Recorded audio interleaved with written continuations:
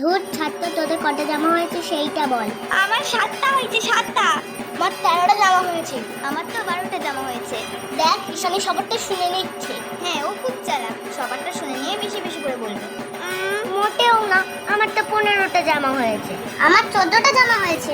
এই আমার না 7টা নয় 15টা জামা হয়েছে। এই শোন, আমার তো 15টা জামা হয়নি, 20টা জামা হয়েছে। দেখলি দেখলি ও ওকেরা মিথ্যে কথা বলে। এটা ঠিক না, এটা মিথ্যে কথা।